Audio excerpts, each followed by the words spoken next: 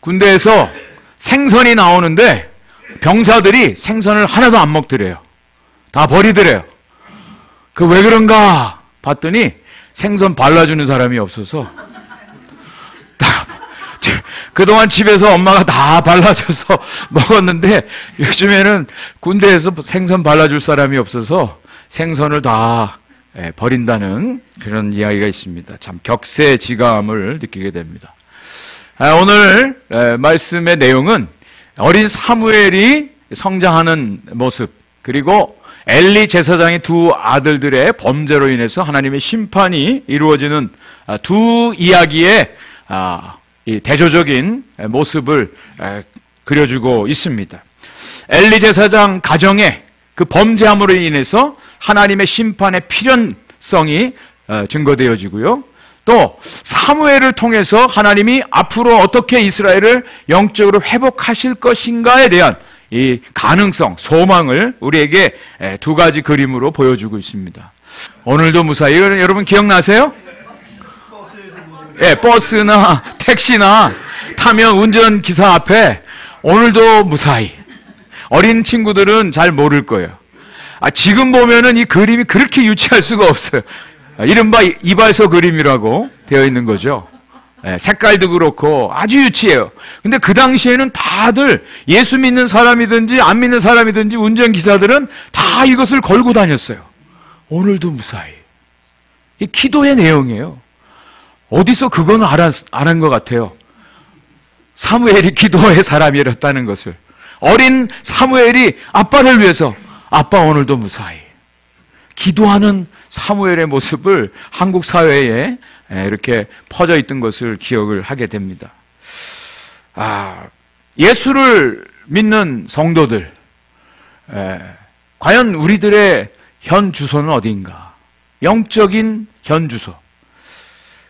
우리 자녀들을 우리가 양육합니다. 근데 우리 자녀들은 지금 어디 있는지. 많은 분들이 교회 자녀들이 안 나오는 것으로 인해서 많이 걱정하고 근심해요. 근데 그뿐 아니라 교회는 나오지만 교회 안에서도 하나님 앞에 있지 아니한 자녀들이 상당히 많이 있습니다. 엄마 아빠 따라서 물리적으로는 같이 교회에서 나와서 같이 예배도 드린다고 하는데 하나님과 멀어져 있는 그런 자녀들도 있어요. 우리의 현주소, 또 우리 자녀들의 영적인 현주소가 어딘지 오늘 이 말씀을 통해서 함께 확인하고 도전받고 결단하는 시간이 되기를 원합니다. 가장 첫 번째, 우리의 삶의 자리가 어디인가? 오늘 말씀에서는 두 가지 아주 대비되어지는 영적 현주소를 가르쳐주고 있는데요. 첫째로는 하나님 앞에서요. 그리고 다른 하나는 사람 앞에서입니다. 한나가 아이가 없어서 하나님 앞에 간절히 기도했죠. 하나님께서 아들을 선물로 주셨어요. 그 아이가 사무엘입니다. 사무엘의 이름이 뜻이 뭐라 그랬죠? 하나님이 들으신다. 하나님 들으셨다. 하나님이 기도에 응답하셔서 사무엘 주셨다는 거예요. 우리 교회마다 두세 명의 사무엘들 있지 않습니까? 데이빗 있지 않습니까? 사무엘, 하나님이 들으셨다. 하나님 기도 응답으로 주셨다. 한나는 그것을 알고 있어요. 하나님이 기도 응답으로 은혜로 주셨다. 그래서 하나님이 약속한 대로 서원대로 사무엘을 다시 돌려드렸어요. 몇 살 때요? 3살 때. 3살 때. 3살짜리 아이가 뭘 알아요? 그 어린 아이 하나님 약속대로 하나님의 집에 성막에 보냈습니다. 오늘 성경 말씀 아까 같이 읽었죠? 사무엘이, 어린 사무엘이 세마포 에봇을 입고 하나님을 섬겼다. 이렇게 성경이 기록하고 있어요. 세마포 옷이라고 하는 것은 제사장들이 제사 지낼 때 입는 공식적인 옷입니다. 어린 사무엘이지만 함께 옆에서 거들었다는 거예요. 이 사무엘은 세마포 에봇을 입고 하나님을 섬겼어요. 어릴 때부터. 그리고 한나는 1년에 한 번씩 그 하나님의 집에 갔을 때 겉옷을, 작은 겉옷을 만들어서 갖다가 입혔어요. 여러분, 한나가 기도를 통해서 사무엘을 얻었어요. 근데 그 3살 이후부터는 1년에 한 번씩밖에 볼 수가 없는 거예요. 우리 엄마 아빠들이 어때요? 아이들 태어나서 자랄 때 그 아이들이 그 변화되는 성장하는 모습 보고 얼마나 신기합니까? 예? 정말 신비로운 거예요. 얼마나 보고 싶겠어요. 우리 여러분들 중에도 사정상 어린 자녀를 부모님 집에 맡겨서 한 2, 3년 못 본 그런 분들도 계세요. 그 어린 아이들을 우리가 보고 싶고 또 그 아이들이 성장하는 것을 봐야 되는데 이 한나는 못 본 거예요. 하나님과 약속을 지키기 위해서 1년에 한 번 옷 뒤어다 주면서 아이를 보는 그런 한나의 모습이에요. 물리적으로 이 사무엘은 엄마 아빠와 같이 지낼 수가 없었습니다. 1년에 한 번씩만 가서 봤을 뿐이에요. 근데 오늘 성경은 분명히 이렇게 말합니다. 18절 말씀 보니까 사무엘은 여호와 앞에서 섬겼다. Samuel was ministering before the Lord. 사무엘은 하나님 앞에서 섬겼다. 21절 말씀에는요, 여호와 앞에서 자라니라. The boy Samuel grew up in the presence of the Lord. 사무엘은 비록 육신적인 엄마 아빠와 같이 생활할 수 없었어요. 그들 앞에 있지 못했어요. 그런데 사무엘의 영적 현주소는 하나님 앞에서 자라고 섬겼다고 성경은 기록을 해주고 있습니다. 사무엘이 비록 엄마 아빠와 같이 생활하지 못했지만 영적인 현주소, 그의 현재 위치, 그것은 하나님 앞에서요. 하이데커라고 하는 철학자는요, 현존재라고 하는 다이센이라고 하는 단어를 만들어냈어요. 지금 여기 현존재, 현주소, 지금 우리는 어디 있는가? 우리 자녀들에 대해서는 하나님 앞에서 자라야 돼, 하나님 잘 섬겨야 돼, 하나님 말씀 순종해야 돼. 그러기 전에 먼저 부모가 나는 어디에서 살고 있는가, 나의 영적인 현주소는 어디인가, 이거부터 체크업을 해야 될 필요가 있습니다. 사무엘은 비록 육신적 부모와 같이 있지 않았지만 그의 영적인 자리는 하나님 앞에서였다는 거예요. 하나님 앞에서 자란 사무엘. 자, 여기에 비해서 대비되어지는 엘리 제사장의 두 아들들의 행태가 오늘 성경에 기록되어 있었습니다. 홈리와 비느하스. 이 사람들은 제사장이라고 그랬습니다. 근데 하나님을 알지 못했다 그랬고요. 여호와의 제사를 멸시했다고 그랬습니다. 근데 거기에 덧붙여서 오늘 22절 말씀 보니까 성막에서 수종 드는 여인들과 동침했다. 여러분, 사무엘이요, 세마포 에봇을 입고 섬겼다고 그랬습니다.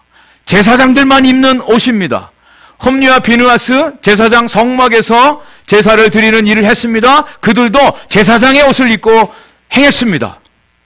특권 중에 특권입니다. 여러분, 성막은 아무나 들어갈 수가 없어요. 제사장들만 들어갈 수 있는 거예요. 제사장의 옷을 입은 사람들만 들어가는 거예요. 제사 아무나 할 수 없어요. 제사장들만 할 수 있는 일이에요. 특권을 가지고 있는 홈리와 비느하스. 그런데 그들은 특권을 가지고 하나님 앞에 범죄했어요.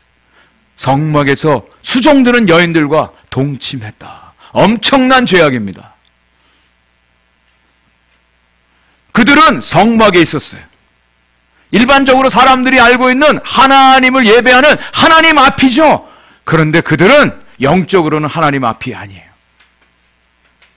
하나님을 멀리 떠난, 하나님하고 상관없는, 아니 하나님이 미워하시는, 하지 말라고 하시는 그런 죄를 범하고 있었다라고 하는 것이죠. 여기에 대해서 엘리 제사장이 그 아들들에 대해서 어떻게 반응하는가? 23절과 24절을 이렇게 기록하고 있습니다. 그들에게 이르되 너희가 어찌하여 이런 일을 하느냐? 내가 너희의 악행을 이 모든 백성에게서 듣노라. 내 아들들아, 그리하지 말라. 내게 들리는 소문이 좋지 아니하니라. 너희가 여호와의 백성으로 범죄하게 하는도다. 여러분, 여기서 엘리 제사장이 자기 아들들에게 하는 말을 잘 들어보세요. 내가 너희들의 악행을 누굴 통해서 들었다고요? 백성들을 통해서 듣는다. 너희들은 지금 백성들을 범죄케 하고 있다.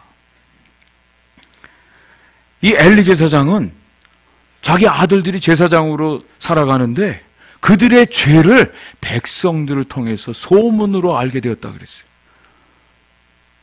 아니, 소문 듣기 전에 본인이 알아야 되는 거 아닐까요? 자기가 자기 아들들이 하는 일들을 왜 모를까요? 알았겠죠? 그런데 가만히 있었죠. 백성들을 통해서 소문을 듣게 되었습니다. 소문을 듣게 되었어요. 무엇을 얘기하는 줄 아세요? 비록 하나님을 제사하는 성막이지만 이 엘리 제사장에게는 사람이 더 중요해요. 사람의 이목이. 네? 사람들을 통해서 듣게 되어지는 소문, 이것이 더 이들에게는 이 엘리 제사장이 중요했던 거죠. 우리 여기에도 PK, MK들이 있어요. 목사 자녀들이 제일 듣기 싫은 게, 야, 목사 자녀가 왜 그래? 네? 선교사 자녀들이 왜 그래? 이 이야기를 제일 두려워하고 제일 듣기 싫어해요. 그래서 아이들이 좀 곁나가기도 해요. 그래서 부모들이 또 그런 얘기합니다. 야, 너 목사 아들이 그렇게 하면 되냐? 선교사 딸이 그렇게 하면 돼? 왜 다른 사람들의 이목을 가지고 이야기를 하느냐 말이죠. 알게 모르게 무의식적으로 우리 가운데 그런 의식들이 있어요. 하나님의 눈보다는 사람들의 시선을 더 의식을 하고 있다는 것이죠. 여러분, 자녀들을 키울 때 그런 얘기 우리 많이 하지 않습니까? 야, 그래도 적어도 너 이런 정도는 해야 되지 않냐? 공부도 이 정도 해야 되지 않냐? 학교도 이 정도는 들어가야 되지 않냐? 야, 사람들이 볼 때 그래도 좀 괜찮다는 소리를 들어야 되지 않느냐? 우리 항상 그런 얘기를 해요. 저희 자녀들도 그걸 제일 싫어하더라고요. 비교해서 하는 이야기. 다른 사람들의 이목에 대해서 이야기하는 것을 제일 듣기 싫어하더라고요. 엘리 제사장은요, 그 홈리와 비느하스 이 아들들의 범죄함을 보면서 어떻게 이런 일을 할 수 있느냐? 왜 그렇게 했어? 이런 정도밖에 얘기를 안 했다는 거예요. 근데 25절 말씀을 한번 보겠습니다. 25절 말씀 같이 한번 읽어보겠습니다. 시작. 사람이 사람에게 범죄하면 하나님이 심판하시려니와 만일 사람이 여호와께 범죄하면 누가 그를 위하여 강구하겠느냐 하되 그들이 자기 아버지의 말을 듣지 아니하였으니 이는 여호와께서 그들을 죽이기로 뜻하셨습니다라. 엘리 제사장이 아들들에게 한 이야기예요. 사람이 사람에게 범죄하는 것은 하나님이 중재하셔 용서받을 수 있는 길이 있어. 그런데 만일 사람이 하나님께 범죄하면 누가 그를 위해서 강구하게 되냐? 용서받을 수 없다는 것이죠. 예수님도 이 말씀 하셨어요. 다른 죄들은 다 용서함을 받을 수 있지만 성령을 회방하는 죄는 용서받을 수 없다. 하나님께 대한 범죄는 용서받을 수 없다고까지 분명히 말하고 있는 거예요. 엘리 제사장이 정말 그것을 안다면, 자기 아들들이 하나님 앞에 범죄하는 것을 알았다면, 여러분 왜 이런 짓 했어? 너희들이 이럴 수 있어. 이런 정도가 아니라 정말 매를 때려서라도 거기서 끄집어내야 되는 것이, 그것이 온전한 자녀 교육이죠. 하나님께 범죄하는 것이 그렇게 무서운 것이라면. 그런데 엘리 제사장은 그렇게 얘기하지 않고 어찌 이런 일을 했어? 그러면 되겠니? 이런 정도밖에 안 했다는 거예요.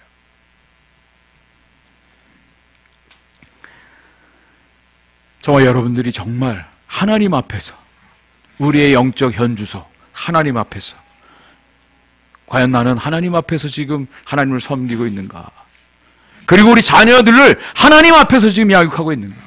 하나님 앞에서 그 아이들을 책망하고 양육하고 그들을 온전한 길로 인도하고 있는가? 사랑하는 성도 여러분, 우리 자녀들은요, 엄마 아빠가 말한 것대로 하지 않습니다. 말 듣고 자라지 않습니다. 엄마 아빠가 걸어간 그 길 뒷모습을 보고 따라갑니다. 가만히 보세요. 아니, 엄마 아빠가 딴소리 해요? 틀린 말 합니까? 다 옳은 말이죠. 야, 다 너희들 잘 되라고 하는 얘기야. 다 알죠? 그런데 자신들은 그렇게 안 하니까 아이들이 자기 원하는 대로 가는 거죠. 요즘 자녀들은요, 우리 부모들이 부모의 손 안에서 자란다고 그런 얘기 하죠. 엄마의 치마폭 안에서 아이들을 키운다 그러죠. 부모의 어떤 희망을 가지고 그 비전을 가지고 키운다고 하죠. 근데 정말 우리들이 다시 한번 우리 자녀들을 바라보면서 바르게 가져야 될 것이 있죠. 나의 치마폭 안에서 우리 자녀를 키우는 게 아니라, 나의 손 안에서 우리 자녀들을 키우는 것이 아니라 하나님 앞에서 자녀들을 키우는 것이야. 하나님의 신전의식, 하나님의 존재 앞에서 자녀들을 양육하는 것이 하나님께서 가장 원하시고 기뻐하시는 삶의 길임을 믿습니다. 예? 자녀들을 위해서요, 좋은 학교 보내기 위해서 비싼 동네에 집을 구하지 않습니까? 우리 한국은 사교육비가 얼마나 많이 들어가는지 평균 한 달에 400불 정도 사교육비로 쓴다고 해요. 이것을 위해서 맞벌이 부부로 일을 하죠. 10명 중에 8명이 사교육을 한다는 거예요. 그러면서도 정말 우리 자녀들이 하나님 앞에서 지금 잘하고 있는지, 하나님 앞에 있는지 이거에 대해서는 자신 있게 말하지 못하고 있는 모습이죠. 우리는 우리 자녀들에게 그런 얘기하죠. 엄마 아빠가 얼마나 너희를 사랑하는데, 너희들은 우리의 희망이야, 이런 얘기 많이 해요. 근데 그거보다 앞서는 것이 하나님이 너희들을 정말 사랑하고 있어. 너는 하나님의 자녀야. 하나님이 기뻐하는 자녀야. 이 말을 우리가 할 수 있어야 되고 해야 된다는 것이죠. 우리 지난 금요일 날 우리 강승 집사님이 간증을 해주셨어요. 정말 감동적인 감동이었어요. 어렵게 하나님이 아이를 선물로 주셨어요. 그 아이를 위해서 기도하고 양육을 했어요. 근데 얼마 전에 우리 하림이가 선교를 간다고 하니까 갑자기 억장이 무너졌대요. 억장이 무너졌대. 위험한 데인데. 그러면서 옛날의 과거가 생각났대. 근데 믿음으로 하나님 앞에 맡기고 할 때 하나님의 은혜를 주시고 평강을 주시고, 옛날에 기도했던 기도가 생각나더라고요. 나는 잊어버렸는데 하나님은 기억하시고 하나님이 그 기도에 응답하셨어요. 이 아이를 너무나 아름답게 영적으로 세워주시는 모습에 감사한다고 고백을 했어요. 오늘 우리가 정말 하나님 앞에서 우리 자신들이 세워지기를 간절히 원합니다. 그래야 우리 자녀들도 하나님 앞에 온전히 세울 수 있는 귀한 권리가 우리에게 주어질 것입니다. 시편 127편 3절은 이렇게 말합니다. 같이 한번 읽어보겠습니다. 시작. 보라, 자식들은 여호와의 기업이요 태의 열매는 그의 상급이로다. 아멘. 저는 우리 자녀들이 하나님이 주신 기업 중에 기업이에요. 얼마나 보배로운 기업인지 몰라요. 세상에 어떤 것으로도 바꿀 수 없는 거 아닙니까? 돈 주고 어떻게 살 수 있어요? 살 수 없는 거예요. 하나님 우리에게 맡기신 기업이에요. 그리고 상급이라고 분명히 말씀해 주고 있어요. 하나님의 기업이에요. 하나님의 상급이에요. 시편은 분명히 말합니다. 화살, 전통에 가득한 화살을 하나님을 향해서 멋지게 쌓아 올리는 것이 부모의 역할이에요. 마르고 닳도록 내 품에서 그냥 끼고 있는 게 아니라 하나님의 때에 하나님의 영광을 위해서 멋있게 쌓아 보내는 것, 이것이 부모의 역할이에요. 하나님 앞에 온전히 올려드릴 때 하나님께서 부모 세대보다도 우리 자녀들을 더 멋지게, 더 아름답게, 더 귀하게 사용해 주실 줄 믿습니다. 염려하지 마세요. 맡기세요. 자, 두 번째, 오늘 이 말씀에 보면 하나님과의 관계는요, 조건적인 거래가 아니라 무조건적인 은혜라고 하는 것을 깨닫게 됩니다. 은혜의 관계라는 거예요. 한나가 사무엘을 드렸을 때 하나님 보너스를 주셨어요. 그 내용이 여기 나옵니다. 20절, 21절에요. 여러분 귀로 한번 들어보세요. 엘리가 엘가나와 그의 아내에게 축복하여 이르되 여호와께서 이 여인으로 말미암아 내게 다른 후사를 주사 이가 여호와께 간구하여 얻어 바친 아들을 대신하게 하시기를 원하노라 하였더니 그들이 자기 집으로 돌아가며 여호와께서 한나를 돌보시사 그로 하여금 임신하여 세 아들과 두 딸을 낳게 하였고 아이 사무엘은 여호와 앞에서 자라니라. 하나님께서 주신 아이이기 때문에 약속대로 하나님께 드렸어요. 그랬더니 하나님이 몇 배를 주셨다고요? 5배를 주셨어요. 세 아들과 두 딸을 주셨어요. 이런 수지 맞는 장사가 어디 있습니까? 여러분 정말 순전한 경제 원리로 따지면 이거보다 복된 투자가 없어요. 한 아들을 드렸는데 세 아들과 두 딸을 주셨다는 거예요. 그런데 하나님과의 우리와의 관계를 이런 거래로 우리가 인식하면 안 된다는 것이죠. 한나가 이것을 알고 드렸을까요? 아닙니다. 정말 간절함으로 아들을 구했어요. 그리고 약속대로 그 아들을 온전히 올려드렸어요. 그때 하나님께서 세 아들과 두 딸을 주셨어요. 우리가 신앙생활 하는데 이런 마음이 들어올 때가 상당히 많이 있어요. 11조를 드리면 적어도 10배를 하나님이 채워주시지 않겠나? 또 하나님을 위해서 봉사도 하고 헌신하는데 하나님 적어도 5배, 아니 5배 많다 그러면 2배 정도는 남게 해야 되지 않겠습니까? 내가 이렇게 열심히 하는데 아이씨 피곤하고 힘든 가운데서도 이렇게 섬기는데 이렇게 헌금하고 있는데 하나님 요거 좀 알아봐 주셔야 되지 않겠습니까? 예? 공짜는 없습니다. 예. 이런 마음이 들 때가 있어요. 솔직히. 우리 지난 금요일 날도 제가 여성교회 헌신 예배 때 헌신의 가장 마지막 조건은 어떤 대가를 바라고 하는 것은 진정한 헌신이 아니다라고. 이 한나가 하나님과의 약속 가운데 온전히 바쳐 드렸어요. 그때 하나님께서 주신 거예요. 저는 오늘 이 말씀 가운데 엘리 제사장이 한 얘기가 아주 눈에 들어왔습니다. 그 사무엘에 대해서 이런 얘기를 하는 거예요. 이가 여호와께 간구하여 얻어 바친 아들이라고 하는 거예요. 여호와께 간구하여 얻은 그리고 바친 아들이다. 하나님께 간구했을 때 하나님이 주셨다. 하나님부터 얻었다. 그리고 다시 바쳤다. 이게 사무엘이에요. 그리고 하나님이 가만히 있지 않고 또 어떻게 해요? 더 주셨다. 더 주셨다. 네. 하나님 아버지의 마음인 줄 믿습니다. 하나님 아버지의 마음이에요. 부모는요, 어떻게 하든지 우리 자녀들에게 더 주고 싶은 마음이 있어요. 더 주려고 해요. 또 온전한 자녀라면 또 부모에게 또 드리고 싶은 마음이 있지 않겠습니까? 네. 저는 이것을 은혜의 사이클이다. 은혜의 사이클이다.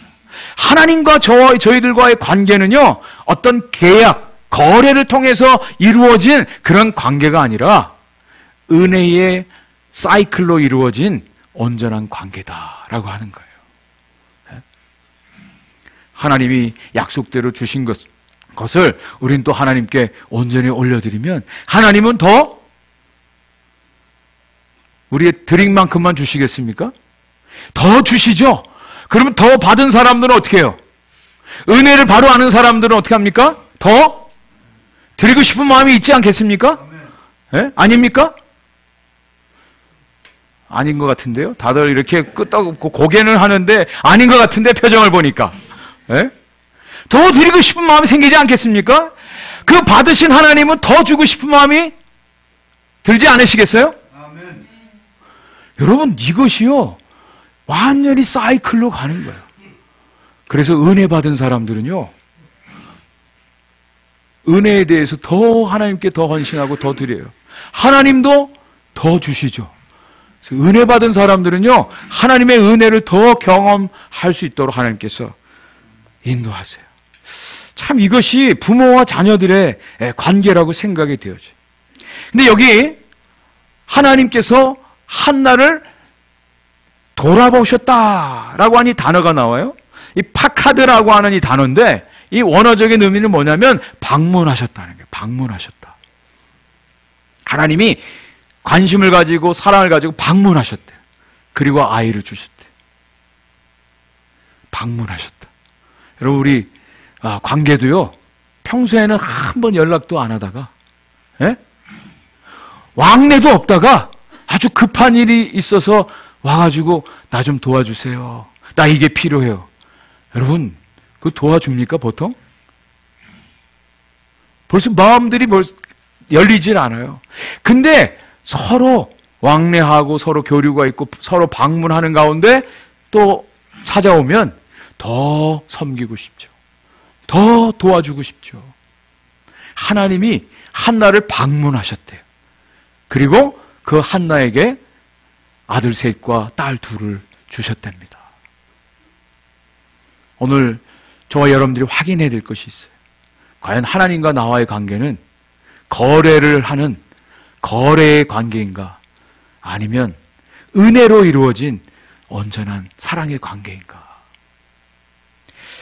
제가 지난주에 정말 감동을 받은 그런 소식이 있었습니다. 제가 어린 시절 다녔던 수유리에 송암교회라고 있는데, 거기에서 전도사 생활을 하셨던 목사님이세요. 한신대 이제 다니시고, 이분이 얼마 전에 은퇴를 하셨다는 거예요. 벌써 이제 70이 넘으시니까 은퇴를 하시고, 이 송암교회에 방문을 해서 1,000만 원의 장학헌금을 드리고 갔다는 거예요. 그러면서 편지 한 장을 남기고 갔대요. 그 담임 목사님이 이 편지를 읽어준 거예요. 근데 이 편지 속에 제 이름도 나와요. 제 이야기도 나와요. 그래서 이게 뭔가, 이게 무슨 얘기인가? 네. 이 목사님이 너무 가난했어요. 그래서 공부하는데 학비도 없고, 학비뿐 아니라 먹을 게 없어서 70년대 중반인데 밥을 소금에 찍어서 먹었어요. 굶는 날이 아주 많고, 그 소식을 알고 우리 이 교회 집사님이 이분을 교회 솔리스트로 초빙을 해서 성가대 솔리스트 하고, 또 중고등부에서 성가대 지휘도 하게 했어요. 근데 그런 가운데 저희 어머님이 이분 이야기를 듣고 저를 이분의 과외를 시킨 거예요. 그 어렴풋이 어린 시절의 기억이 나요. 저는 과외 같은 거 잘 안 했는데 어쨌든 과외를 했어요. 얼마 동안. 근데 여기 그런 얘기가 나옵니다. 이영찬 목사라고 하는 아이가 있는데 아들을 과외 공부 시켰대요. 근데 공부를 잘해서 과외가 필요도 없는 아이였지만 저를 도와줄 빌미로 하신 것 같습니다. 이렇게 썼어요. 그래서 저도 그런가? 어쨌든 근데 저희 어머님이 그렇게 하신 기억이 나요. 그렇게 한 거예요. 그리고 바리바리 음식물 싸다가 이분을 드렸어요. 이분이 그 50년 전에 그 은혜를 갚기 위해서 일부러 이 교회에 찾아오신 거예요. 그래서 자기가 은퇴할 때 받은 거, 그걸 1,000만 원을 이 교회에다가 헌금을 하면서 나와 같은 그런 어려운 학생들, 가난한 사람들을 도와주십시오 해서 이 헌금을 드리고 갔다고 이 광고를 하신 거예요. 그래서 제가 그냥 뜬금없이 이런 이 소식을 듣고 마음이 아주 찐하면서 마음이 아주 푸근해지더라고요. 이게 은혜구나. 이게 하나님의 사랑이구나.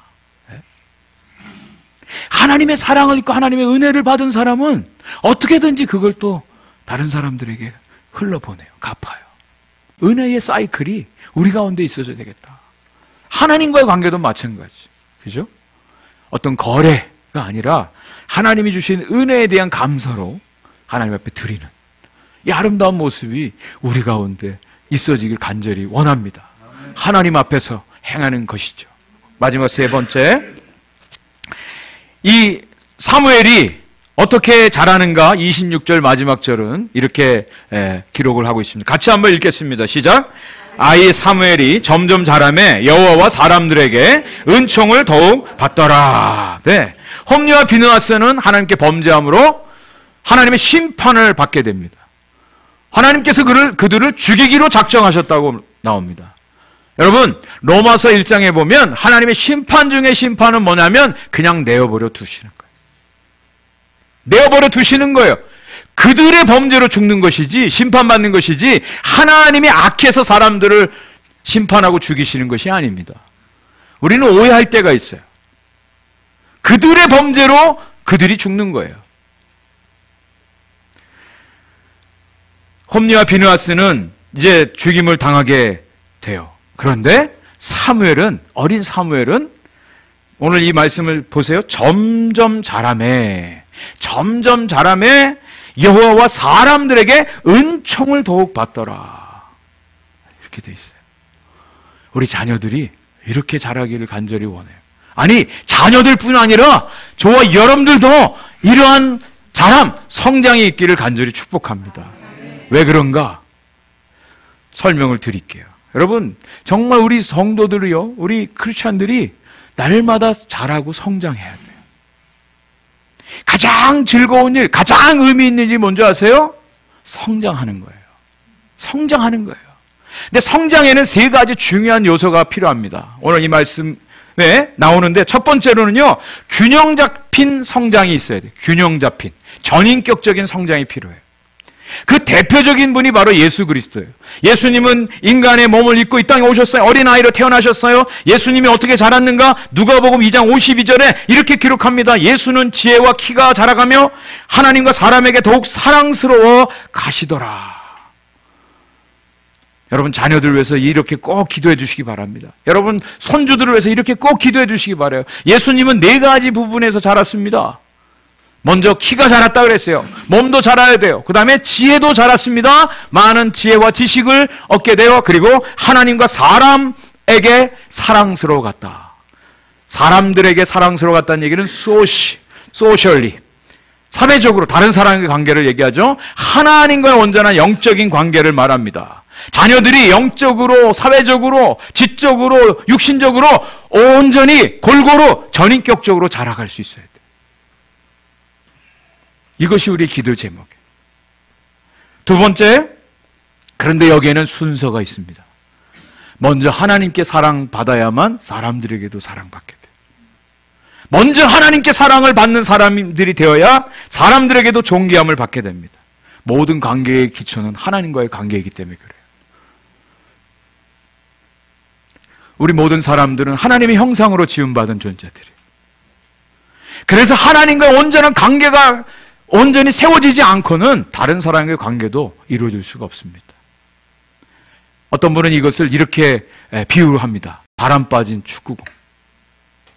하나님의 형상대로 지음받았는데 바람이 다 빠져버렸어요. 다 잃어버렸어요. 바람 넣어야죠. 그래야 축구할 수 있잖아요. 우리가 다 하나님의 형상을 잃어버렸어요. 다 잃어버렸어요. 온전한 형상이 우리 가운데 회복이 되어야 돼요. 하나님과 온전한 관계가 이루어져야 다른 사람들 관계도 온전하게 이루어질 수가 있어요. 여러분, 이 순서가 바뀌면요, 큰일 납니다. 이것을 우리에게 주님께서 보여주셨고 가르쳐 주셨어요. 세상에서는 성공을 얘기합니다. 성장을 얘기해요. 그런데 우리가 그리스도를 닮아가고 하나님의 형상을 회복하는 것은요, 성숙함이라고 말씀드릴 수 있어요. 성숙함. 열왕기상 4장 29절에 보면 하나님이 솔로몬에게 지혜와 총명을 많이 주셨다고 그랬어요. 그것과 함께 하나님 또 주신 게 있어요. 그것은 뭐냐면 넓은 마음을 주셨대요. 넓은 마음을 주셨대요. 세상에 똑똑하고 많은 지혜가 있다 해도 넓은 마음을 가지고 사람들을 품지 않으면 다른 사람들과 함께 할 수가 없어요. 그래서 저는 성숙함이란 무엇이냐? 누구하고도 잘 어울리고 함께 할 수 있는 사람이다. 다른 사람들을 품을 수 있는 사람들이 바로 성숙한 사람이다. 넓은 마음을 가진 사람이다. 넓은 그릇을 가진 사람이다. 이게 성숙함이에요. 예수님이 그러지 않았습니까? 그래서 골로새서 3장 10절에 새 사람을 입었으니 이는 자기를 창조하신 이의 형상을 따라 지식에까지 새롭게 하심을 입은 자니라. 우리 그리스도 안에서 그리스도인들은 새 사람을 입은 사람들이에요. 새 사람을 입은 사람들은 지식에까지 새롭게 돼요. 이 지식이라는 것은 그리스도를 아는 지식, 진리를 아는 지식을 말합니다. 그리스도를 닮는 것을 말합니다. 정말 그리스도의 인격, 그리스도의 성품, 그리스도를 닮아가는 것이 성숙함이에요. 여러분, 세상에서 우리 자녀들 좋은 학교, 성공, 물론 그것을 위해서도 기도하지만 우리 자녀들이 예수님 닮도록, 예수님 안에서 자라가도록, 예수님의 그 성숙함이 있도록 우리가 기도해야 돼요. 자, 마지막 세 번째, 날마다 점점 더 성숙해 가야 된다는 거예요. 날마다 점점 더 성숙해 가야 된다. 이것은 아이들에게만 해당되는 게 아닙니다. 머리 허여신 우리 장로님, 권사님들에게도 다 해당되어지는 겁니다. 여러분, 성장이 멈추는 순간 그것은 죽음이에요. 살아있는 생명은요, 조금이라도 어제와 오늘이 달라집니다. 성장하게 돼 있어요. 제가 어제 저 파킹랏에서 깜짝 놀랄 것을 봤어요. 아스팔트인데요, 땅이 하나도 없어요. 흙이 없어요. 그런데 거기에 예쁜 노란 꽃이 하나 딱 피어 있더라고요. 사진 찍어놨어요. 야, 어떻게 이 아스팔트를 뚫고 이게 나왔나. 우리 어르신들 모시고 꽃구경 갔을 때 너무너무 좋아하는 거예요. 어린아이들처럼. 너무 좋아하셔. 아이들만 성장하는 게 아니라 우리 모두가 다 성장하셔야 돼요. 죽는 그날까지, 주님 앞에 서는 그날까지 저와 여러분들이 성장해야 된다는 거예요. 성장을 멈추는 것이 그것이 죽음이에요. 그래서 어떤 분들은 나이 들어서도 일기를 쓰신다든지 성경 암송을 한다든지, 우리 어르신들이 성경 암송을 얼마나 잘하시는지, 로마서 8장 다 암송하시고 지금 로마서 12장 지금 암송하시고 말씀이 막막 나오니까 하나님께서 가만두지 않으죠. 날마다 성장하는 거예요. 어떤 분이 성장하는 사람들에게 3가지 점이 있답니다. 3가지 점. 첫 번째는요, 나는 점점 날마다 조금씩 나아가고 있다. 점점 날마다 조금씩 나아가고 있다. I work slowly, but I never work backward. 아브라함 링컨이 한 얘기입니다. 나는 천천히 걷는다. 그러나 결코 뒷걸음치지는 않는다. 조금씩 앞으로 나가는 거예요. 그 다음 2번째, impossible에 점을 하나 찍으면 I am possible이 되는, 점이 필요해요. 우리는 할 수 없죠. 연약해서 할 수 없어요. 그러나 주님이 함께 하실 때 주 안에서 모든 것을 할 수 있는 줄 믿습니다. 그리고 마지막 3번째는요, 자신만의 스토리에 점을 찍을 수 있어야 된다는 거예요. 우리들의 삶이요, 그냥 하나의 모습으로 끝나지 않습니다. 연결이 되어집니다. 연결이 되어집니다. 이것이 우리들의 인생 스토리예요. 우리 인생 스토리예요. 어제 내가 했던 그것이 오늘 우리들의 인생에 영향을 미친 거예요.